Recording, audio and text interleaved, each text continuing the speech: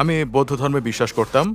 আমরা চাইনিজ দেবদেবীর পূজা করতাম। তাদের দাড়ির রং, চোখের আকার একদম আমাদের মতো। জীবিত অবস্থায় তিনি কোনো দেবতা নন, মৃত্যুর পর তিনি দেবতা হলেন। তারা নিজেরাই তাকে দেবতা বানিয়ে দিল। জিজ্ঞেস করলাম, এটা কে? উনি কি দেবতা? উনি কবে দেবতা হলেন? মুহূর্তেই তারা কণ্ঠস্বর উঁচু করে বলে, যথেষ্ট হয়েছে, আর কোনো প্রশ্ন নয়। তো আমি আমার বন্ধুকে জিজ্ঞেস করলাম, মুসলিম হিসেবে তোমরা কিসের উপাসনা করো? সে বলল, আমরা স্রষ্টার উপাসনা করি। আমি ডানে বামে তাকালাম। তোমাদের স্রষ্টা কোথায়? আমি তো তাকে দেখছি না। না, স্রষ্টা আছে, কিন্তু আমরা তাকে দেখতে পাই না। আমি বললাম, কি বলছো? না দেখে কিভাবে বিশ্বাস করব? যেটা চোখে দেখা যায় না সেটা কেন বিশ্বাস করব?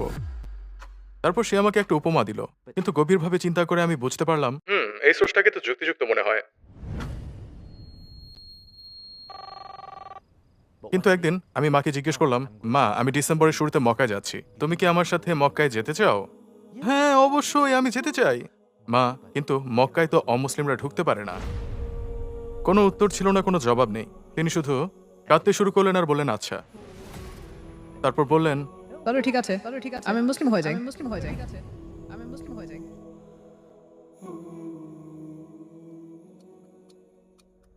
আসসালামু আলাইকুম ভাই ফেরদৌস ওং, টুয়ার্ডস ইটার্নিটিতে আপনাকে স্বাগতম। আমাদের আমন্ত্রণ গ্রহণ করার জন্য অসংখ্য ধন্যবাদ। আমি শুরু করতে চাই ভাই ফেরদৌস ওং কে। আপনি কি সংক্ষেপে আপনার জীবন সম্পর্কে আমাদের বলবেন? আমি একজন চাইনিজ। আমি বৌদ্ধ ধর্মের অনুসারী ছিলাম। আর আমি মালয়েশিয়া কুয়ালালামপুরের কেপং নামের একটি জায়গায় বেড়ে উঠেছি, যেখানে প্রায় প্রত্যেকটা রাস্তায়, প্রতিটা রাস্তা একটা করে গ্যাংস্টারের দল পুরো এলাকা নিজেদের নিয়ন্ত্রণে রাখে। এবং একটা নির্দিষ্ট সময় পর্যন্ত আমি কুয়ালালামপুর অর্থাৎ কুয়ালালামপুর রাজ্য দলের হয়েও খেলেছি। আমি মালয়েশিয়া জাতীয় যুব দলের হয়ে অনূর্ধ্ব 17, অনূর্ধ্ব 21 বিভাগে খেলতাম। আমি একজন বৌদ্ধ হিসেবে বড় হয়েছি এবং আলহামদুলিল্লাহ আমি 22 বছর বয়সে ইসলাম ধর্ম গ্রহণ করি। আলহামদুলিল্লাহ। তাহলে বিশ্বাসের দিক থেকে আপনার জীবন কেমন ছিল? আপনি কিসে বিশ্বাস করতেন? মুসলিম হওয়ার আগে আমি বৌদ্ধ ছিলাম। আমি বৌদ্ধ ধর্মে বিশ্বাস করতাম, কিন্তু এটাও সত্য যে আমি কখনোই বৌদ্ধ ধর্মগ্রন্থ পড়িনি। আর আমার মনে হয় বেশিরভাগ চাইনিজ বৌদ্ধই কখনো তাদের ধর্মগ্রন্থ আসলে পড়েই না, কারণ আমাদের সেগুলোর সাথে পরিচয় করিয়ে দেওয়া হয় না।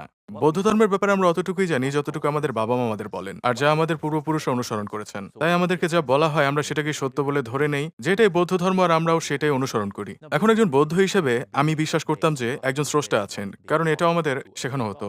কিন্তু বিষয় হচ্ছে, বৌদ্ধ ধর্ম সম্পর্কে আমার জ্ঞান ছিল খুবই অগভীর। অগভীর বলতে বৌদ্ধ ধর্মের সবকিছুই মনে হতো যেন আচার অনুষ্ঠান ঘিরেই। শুধু আচার অনুষ্ঠান করো, ভালো কাজ করো, ঠিক আছে, কিন্তু ভালো কাজ বলতে আসলে কি বোঝায়?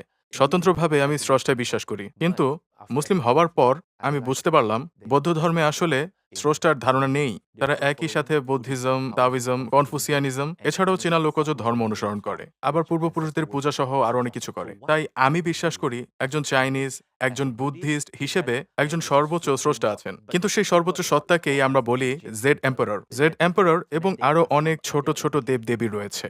আর এই জিনিসই চাইনিজ নাটক, চাইনিজ সিনেমায় সবসময় দেখানো হয়। তো পশ্চিমা দেশগুলোতে আপনারা জার্নি টু দ্য ওয়েস্ট নামের একটি সিনেমার সাথে পরিচিত। একটা বানর দেবতার চরিত্র আছে, ঠিক আছে? একটা বানর দেবতা। তো এগুলোই সেই দেবতা চাইনিজ হিসেবে আমরা যাদের উপাসনা করি। তারা দেবতাদের ঠিক মানুষের মতোই কল্পনা করেছে। যেমন একে অপরকে ভালোবাসি, বিয়ে করি, সন্তান জন্ম দেই। কোন বিষয়টা আপনার বিশ্বাসকে প্রশ্নবিদ্ধ করিয়েছিল? 11 বছর বয়সে আমি প্রথম আমার বিশ্বাস নিয়ে প্রশ্ন তুলি, কিন্তু তার আগেও আমি আসলে একজন জেদি মানুষ ছিলাম আর অনেক প্রশ্ন করতাম। তো যেটা হয়েছিল, আমার দাদা মারা গিয়েছিলেন, আর আমাদের পরিবার ঐতিহ্যবাহী চাইনিজ পরিবার, তাই দাদা মারা যাবার পর ধর্মীয় আচার পালন হয়। সেই আচারটিতে একজন পুরোহিতকে ডাকা হয় মন্ত্রপাঠ ও নির্দিষ্ট আচার পালন করতে, কিন্তু এইসব কোন ভাষায় আমি তা বুঝতে পারছিলাম না। তাই আমি আমার চাচা ফুপুদেরকে প্রশ্ন করলাম, ওনারা এইসব কেন করছেন? তো তারা বললেন, এসব করার কারণ হচ্ছে মূলত তোমার দাদা যেন স্বর্গে যেতে পারেন। আমি বললাম, ভালো কথা, কিন্তু একই সঙ্গে আমরা আরেকটা রীতি অনুসরণ করি, যেখানে একটা প্রার্থনার কাগজ ভাঁজ করে দেয়া হতো, পাশাপাশি আরো দেয়া হতো মৃতের সাথে নরকের ব্যাংক নোট। উদাহরণস্বরূপ, আমি যদি তুর্কি যেতে চাই অথবা যুক্তরাষ্ট্রে যেতে চাই, তাহলে আমাকে মালয়েশিয়ান রিঙ্গিট বদলে ইউএস ডলারে পরিণত করতে হবে। এখন আপনার কাছে নরকে ব্যবহারের জন্য নরকের ব্যাংকনোট আছে, তাই আমি কৌতূহলী হয়ে গেলাম। বললাম, এই আচার তো তার স্বর্গে যাওয়ার জন্য পালন করা হচ্ছে, আর স্বর্গে তো সবকিছুই ফ্রি, তাহলে এই নরকের ব্যাংকনোট কার জন্য? তো তারা বলল, আসলে এই ব্যাংকনোটগুলো তোমার দাদার জন্য, যদি কোনো কারণে তিনি স্বর্গে যেতে না পারেন, নরকে এই নোট ব্যবহার করবেন। এমন উত্তর আমাকে আরো বেশি বিভ্রান্ত করে দিল। তারা বিভ্রান্ত না হতে পারে, আমি বিভ্রান্ত। আমি বিভ্রান্ত, কারণ একজন চাইনিজ হিসেবে আমাদেরকে কিছু নির্দিষ্ট দর্শন আর বিশ্বাস নিয়ে বড় করা হয়েছে। আপনাকে এই দুনিয়ায় একজন ভালো মানুষ হতে হবে যেন আপনি বেহেশতে গিয়ে আনন্দ করতে পারেন। কিন্তু আপনি যদি এখানে একজন খারাপ মানুষ হন, আপনি দোজখে যাবেন আর আপনাকে শাস্তি দেওয়া হবে। তাই বেহেশতে গেলে পুরস্কার আর দোজখে গেলে শাস্তি বিষয়টা আমার মাথায় গেঁথে গিয়েছিল। কিন্তু এদের কথাবার্তা শুনে মনে হচ্ছে জাহান্নামেও আপনি টাকা খরচ করে আনন্দ করতে পারবেন। তাই এই দুনিয়ায় ভালো কাজ করে আর খারাপ কাজ থেকে বিরত থেকে কোনো লাভ আছে কি?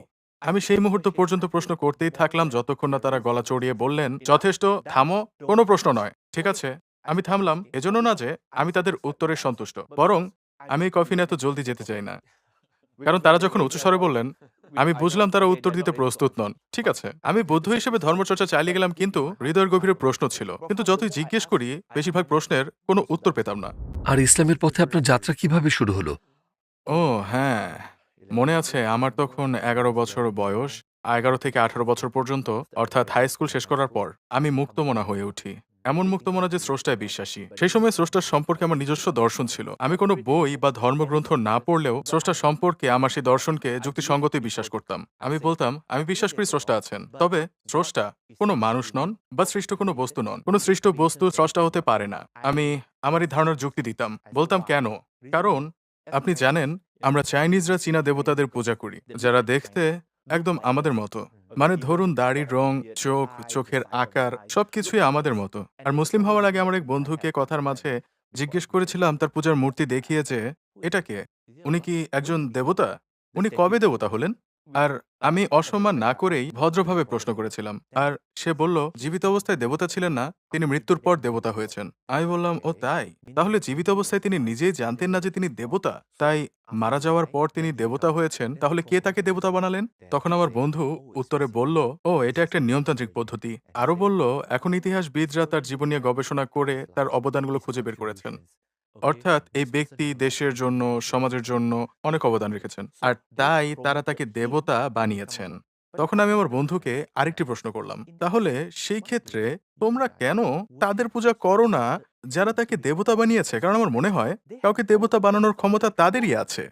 বললাম, "যেমন ধরো, আমি যদি তোমাকে আমার কোম্পানির সিইও হিসেবে নিয়োগ ও বরখাস্ত করতে পারি, তাহলে কার ক্ষমতা বেশি? অবশ্যই আমার। তাহলে কেন তোমরা তাদের উপাসনা করো না?" তারা বলল, "এভাবে তো ভেবে দেখিনি। তাতে কিছু যায় আসে না।" তো এভাবেই মুক্তমনা হয়ে গেলাম। ১৮ থেকে ২২ বছর বয়স পর্যন্ত ৪ বছর। সম্পূর্ণ। পুরো ৪ বছর। আমি আমার জীবন সম্পূর্ণ উপভোগ করেছি। একজন অমুসলিম হিসেবে আমি কিভাবে আনন্দ ফুর্তি করতাম শুনে অবাক হবেন। প্রতি সপ্তাহে আমি ক্লাবে যেতাম, আর পাবে কমপক্ষে ৩ বার যেতামই। আমি সেখানে আমার অন্তরের শূন্যতা কাটাতে যেতাম।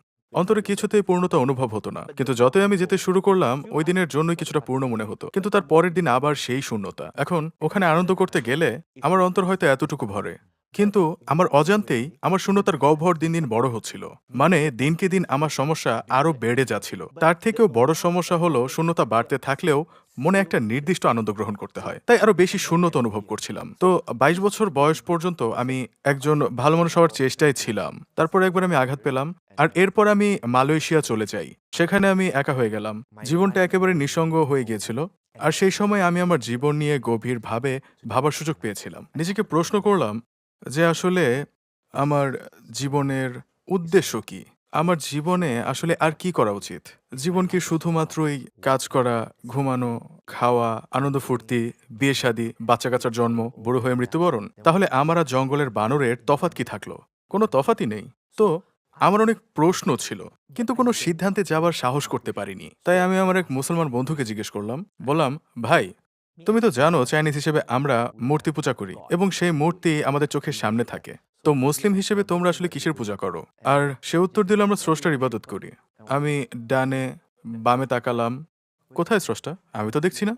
সে বলল, "না, স্রষ্টা আছে, কিন্তু তুমি তাকে দেখতে পারবে না।" আমি বললাম, "কি বোঝাতে চাও? মানুষ দেখেই কোনো কিছু বিশ্বাস করে। আমি যদি কোনো কিছু দেখতে না পারি, তাহলে কেন সেটা বিশ্বাস করব?" তখন আমার বন্ধু আমাকে একটু উপমা দিল। সে বলল, "বিষয়টা এভাবে ভাবো। তুমি কি বাতাস অনুভব করো?" আমি বললাম, "হ্যাঁ, সেটা তো করি। কিন্তু বাতাস কি দেখতে পারো?" আমি বললাম, "আরে ভাই, এই ডালটা দেখো, ওই ডালটা দেখো, গাছগুলো দেখো, পাতাগুলো দেখো, নড়ছে। এটাই তো বাতাস। এর চেয়ে বড় আর কি প্রমাণ দরকার?" তখন সে বলল, "না, তুমি যেগুলো নড়তে দেখছো, সেগুলো বাতাস নয়।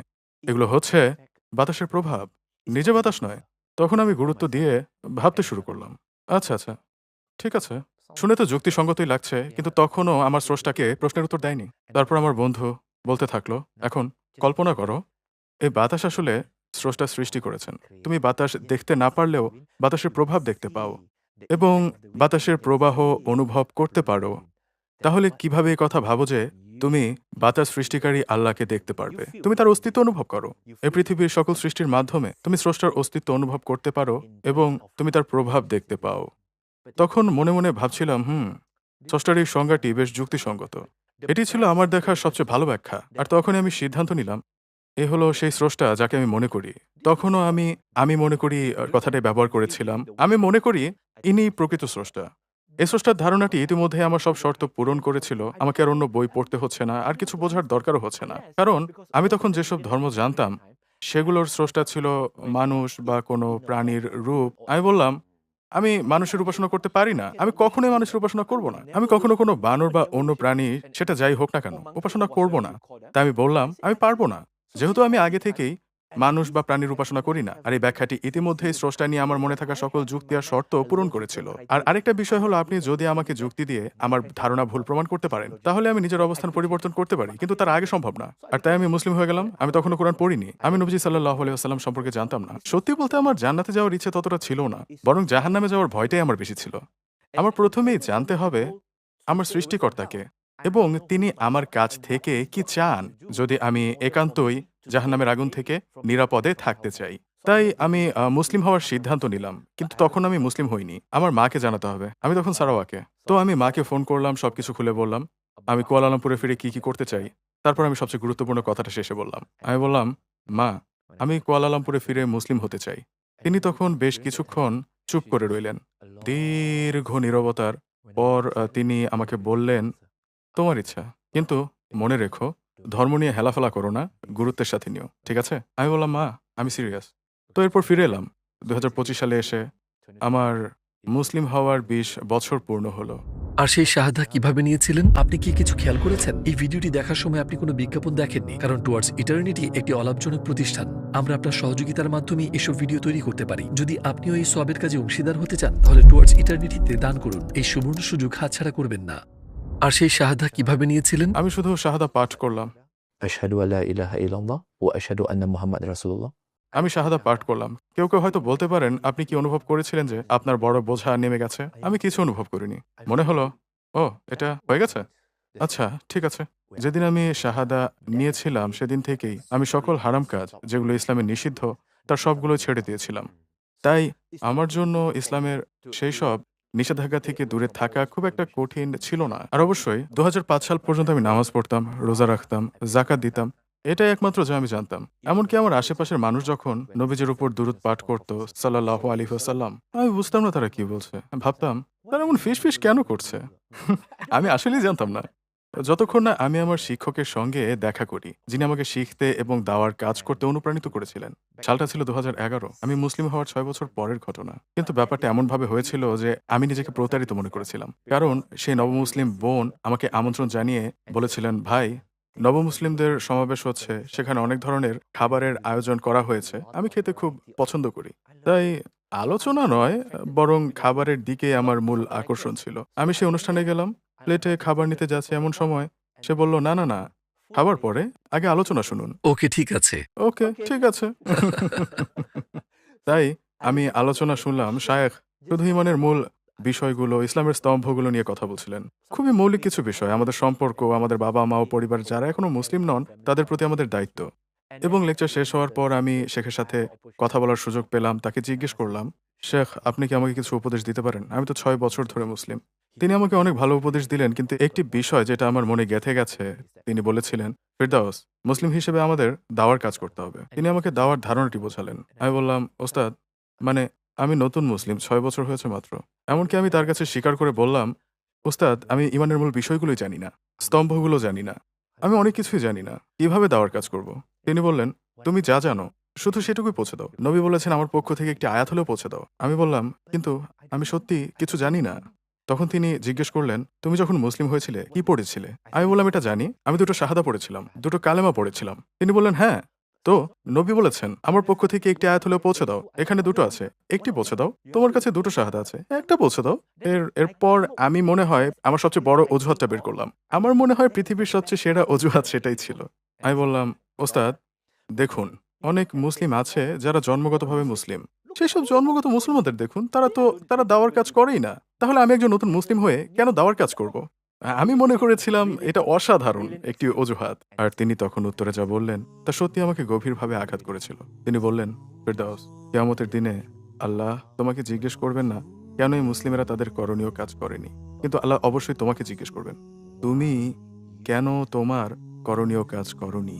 আল্লাহর জন্য তাদেরকেই তাদের উত্তর প্রস্তুত করতে হবে, আর তোমাকেও আল্লাহর জন্য একটি উত্তর প্রস্তুত করতে হবে। তাই নিশ্চিত করো তোমার উত্তরটা যেন সবচেয়ে ভালো হয়। সেই সময় আমার আত্ম উপলব্ধি হলো, ঠিক আছে, আমাকে এটা করতেই হবে। আর আমি শিখতে শুরু করলাম। প্রতিদিন আমি ক্লাসে যেতে শুরু করি। মুসলিম হওয়ার প্রথম 6 বছরে আমার কাছে মাত্র 3টি ইসলামী বই ছিল, কিন্তু এখন আমার কাছে একটি বইয়ের লাইব্রেরি আছে। এইসব বই কিনতেই আমি লক্ষ লক্ষ টাকা খরচ করেছি। এরপর আমি একটি কোর্সে অংশ নিয়েছিলাম, 4 দিনের কোর্স, যেখানে নবী সাল্লাল্লাহু আলাইহি ওয়াসাল্লামের জীবন নিয়ে আলোচনা করা হয়। তখন আমি জানতে শুরু করি নবী সাল্লাল্লাহু আলাইহি ওয়াসাল্লাম কে ছিলেন, এবং আমি সত্যি প্রেমে পড়ে গেলাম। এবং সেই শায়েখ, যুক্তরাষ্ট্রের শেখ আব্দুল বারী ইয়াহিয়া, তার শেষ দিনে বলেছিলেন, যদি আমরা নবী সাল্লাল্লাহু আলাইহি ওয়াসাল্লামের জীবনকে একটি শব্দে সংক্ষেপ করতে পারি, তাহলে সে একটি শব্দ হলো দাওয়া। দাওয়ার পথে মানুষকে ডাকতে তার জীবনটা ব্যয় করে গেছেন। সুতরাং আপনারা যারা তাকে ভালোবাসার দাবি করেন, আপনাদের এটা করা উচিত। তাই আমি দাওয়ার কাজ করি, কারণ আমি তাকে ভালোবাসি এবং আমি তাকে চিনি। আমার সামনে যত বড় চ্যালেঞ্জই আসুক, তার নবীর সামনে আসা চ্যালেঞ্জের চেয়ে বড় নয়। কারণ তার মধ্যে আমি প্রেরণা খুঁজে পেয়েছি, আমি অনুপ্রেরণা পেয়েছি, আমি এগিয়ে যাওয়ার কারণ খুঁজে পেয়েছি। যদি তিনি সব চ্যালেঞ্জ সত্ত্বেও এগিয়ে যেতে পারেন, এবং আমরা জানি আমাদের চূড়ান্ত লক্ষ্য এই দুনিয়া নয়, আখিরাতে একটি উত্তম স্থান পাওয়ার জন্য এই দুনিয়াকে আমাদের প্রয়োজন। তাই তিনি আমার প্রেরণা, অনুপ্রেরণার সবকিছু। আল্লাহ তাআলার অনুগ্রহে আপনি অনেক মানুষের সাহায্যের কারণ হয়েছেন। তার মধ্যে কোন ঘটনাটি আপনার কাছে অবিস্মরণীয়? আমি আমার মা, বাবা, পরিবারের কাছে খুব খোলাখুলিভাবে দাওয়ার কাজ করেছি। কোনো গোপন দাওয়া নয়, পুরোপুরি খোলামেলা। তিনি মুসলিম হওয়ার অনেক আগে থেকেই তাদের দাওয়াত দিতে শুরু করেছিলাম, কারণ আমি তাদের কল্যাণই চেয়েছিলাম। আমি তাদের নিয়ে মসজিদে যেতাম, যেখানে আমি কথা বলতাম। আমি তাদের নিয়ে যেতাম যেন তারা মুসলিমদের দেখে, পরিচিত হয় এবং কথা বলে। আমি যখন হংকং গিয়েছিলাম, আমি আমার মাকে সাথে নিয়েছি যেন তিনি ক্যান্টানিজ ভাষাভাষী কিছু হংকংয়ের চাইনিজদের সঙ্গে কথা বলতে পারেন। অতঃপর 2019 সালের কথা, আমার মা তখন আমাকে জিজ্ঞেস করতেন, কারণ তিনি জানতেন অধিকাংশ সময় ঈদুল ফিতরের পর আমি আমার দাওয়ার জন্য বিদেশ যেতাম। তিনি আমাকে জিজ্ঞেস করলেন, তাহলে ঈদুল ফিতরের পর তুমি কোথায় যাচ্ছ? আমি তাকে অনেক জায়গার কথা বললাম, কিন্তু শুধু পরিস্থিতি বোঝার জন্য বিশেষভাবে একটি জায়গার কথা বললাম। আমি বললাম, হ্যাঁ হ্যাঁ, আমি উমরা করার জন্য মক্কা যাচ্ছি। আমি মক্কা যাচ্ছি। এর আগে এত জায়গায় গিয়েছি, কিন্তু কোথাও আমার মাকে যেতে বলিনি। উমরার জন্য মক্কায় যাওয়ার আমন্ত্রণ জানিয়েছিলাম। তাই জিজ্ঞেস করলাম, আমি মক্কা যাচ্ছি, তুমি কি আমার সাথে মক্কা যেতে চাও? আর মা বললেন, হ্যাঁ, আমি যেতে চাই। তুমি যদি চাও তাহলে আমিও যেতে চাই। তখন আমাকে তাকে খারাপ খবরটা জানাতে হলো। আমি বললাম, মা, মুসলিম না হলে তুমি মক্কায় যেতে পারবে না। সে শুধু উত্তর দিল, ও। তাই আমি আমার মাকে বললাম, মা, তুমি জানো আমি কত খুশি যে তুমি এই দুনিয়ায় আমার মা। তখন সে বলল, হ্যাঁ, আমিও। আর আমি জানি আমার মা একটু কোমল হৃদয়ের। তো এটা ছিল ইমোশনাল দাওয়া। তাই আমি বললাম, মা, এটা আরো ভালো হবে যদি জান্নাতেও তুমি আমার মা হও। তারপর তিনি কাঁদতে শুরু করলেন। তিনি বললেন, হ্যাঁ, আমিও তা চাই। কিন্তু শেষ পর্যন্ত সত্যিটা ওনাকে বলতেই হলো, মুসলিম না হলে জান্নাতে তুমি আমার মা হতে পারবে না। এটা শুনে তিনি চুপ করে রইলেন। কোনো জবাব নেই, কোনো উত্তর নেই। তিনি শুধু, আমি জানি না আমার সেই কথা তাকে আঘাত করেছিল কিনা বা তাকে কাঁদিয়েছিল কিনা। আমি চেয়েছি তিনি চিন্তা করুন। একটা কথোপকথনের সূচনা হোক যেন আমি এগিয়ে যেতে পারি। আমি তার সাথে ইসলাম নিয়ে কথা বলতে থাকলাম। ইসলাম, ইসলাম, ইসলাম। আর তার মধ্যে পরিবর্তন দেখতে শুরু করলাম। না, আমি তখনও তার ইসলামের চর্চায় পরিবর্তন দেখিনি। বরং আমি তার পরিবর্তন দেখলাম তখন, যখন সে আর বৌদ্ধ ধর্মের চর্চা করছিলেন না। তিনি কিছু জিনিস মেনে চলা ছেড়ে দিয়েছিলেন যেগুলো তিনি আগে মেনে চলতেন। কিছু আচার অনুষ্ঠানও আর তিনি পালন করছিলেন না। আমি বুঝতে পারছিলাম বিষয়টা আসলে কোন দিকে যাচ্ছে। কিন্তু একদিন মেলবোর্ন থেকে ফিরে এসে আমি তাকে ফোন করলাম। আমি বললাম, মা, আমি ডিসেম্বরের শুরুতে মক্কায় যাচ্ছি। তুমি কি আমার সাথে মক্কায় যেতে চাও? হ্যাঁ, অবশ্যই, আমি যেতে চাই। কিন্তু মা, আমি তো বলেছিলাম, তাই না, তুমি মুসলিম না হলে যেতে পারবে না। তখন তিনি শুধু বললেন, তাহলে আর কি করার? আমি বললাম, ঠিক আছে মানে কি? হ্যাঁ, তাহলে আমি মুসলিম হয়ে যাই। হুম। আলহামদুলিল্লাহ। মুসলিম হয়ে যাই। তখন আমি তাকে জিজ্ঞেস করলাম, কখন কখন? আজই হবে নাকি? তিনি বললেন, না, আমাকে প্রস্তুতি নিতে হবে। এরপর শুক্রবার 24 অক্টোবর 2019 তারিখে আমি তাকে নিয়ে গেলাম। আমি যেমনটা বলেছি, আমি শত শত, হয়তো হাজারো শাহাদা পাঠ করিয়েছি। আমি জানি শাহাদার পরে কি বলতে হয়। কিন্তু আমি যখন নিজের মায়ের শাহাদা গ্রহণ করালাম, আমি একবারে বাকরুদ্ধ। যতক্ষণ আমার স্টাফ আমাকে ইশারা দিল, তারপরই আমি আমার মাকে জড়িয়ে ধরলাম, তাকে জড়িয়ে ধরে কান্নায় ভেঙে পড়লাম, কারণ তিনি আমাকে জন্ম দিয়েছেন, আমাকে বড় করেছেন, আর তিনি আজ আমার সামনে মুসলিম হলেন। সেই দিনই আমার আরেক আত্মীয়, যিনি আগেই মুসলিম হয়েছিলেন, আমার মাকে ফোন করে জিজ্ঞেস করলেন, খালা আপনি কেন মুসলিম হলেন? তখন মা বললেন, প্রথমত আমি আমার ছেলের মধ্যে অনেক পরিবর্তন দেখেছি। সে আরও ধৈর্যশীল হয়েছে, আরও সবর করেছে, সে আরও দায়িত্বশীল হয়েছে। আমি আমার পুত্রবধূদের দেখি, আমি আমার নাতি নাতনিদের দেখি, সবাই আমাকে খুবই সম্মান করে। সুতরাং সেখান থেকেই আমি বিশ্বাস করি এই ধর্ম সত্য। মুসলিম হওয়ার পর তিনি আমাকে প্রথম যেসব প্রশ্ন করেছিলেন তার মধ্যে একটি ছিল, আমি দিনে কতবার নামাজ পড়ব, কিভাবে নামাজ পড়ব, কিভাবে শুরু করব। কয়েকদিন আগেও তিনি বৌদ্ধ ধর্ম পালন করছিলেন, আর এখন শাহাদা নেয়ার পর তিনি সব হারাম ছেড়ে দিয়েছেন। তিনি আগে সব শিক্ষা ত্যাগ করেছেন এবং সঙ্গে সঙ্গে জিজ্ঞেস করছেন কিভাবে। আমি বিশ্বাস করি আমার আচরণ ব্যবহার সব তার থেকেই পেয়েছি। আর আশ্চর্যের বিষয় হলো তার হাঁটুতে ব্যথা ছিল, তিনি এতে বেশ ভুগছিলেন। কিন্তু যখন আমরা ওমরার জন্য মক্কায় পৌঁছালাম, তাওয়াফ এবং সাই করার জন্য, আমাদের মতো তরুণদেরও ব্যথা অনুভব হয়, কিন্তু তিনি কোনো সমস্যা ছাড়াই তাওয়াফ করেছেন, সাইও করেছেন। আর মাত্র 2 মাসের নতুন মুসলিম হয়েও তিনি আমার স্ত্রীকে, আমার সন্তানদের টেনে তুলতেন ফজরের নামাজে উঠতে এবং মসজিদুল হারামে যেতে। এটা দেখে আমার মনে হয়েছে কত মহান আল্লাহ সুবহানাহু ওয়া তাআলা।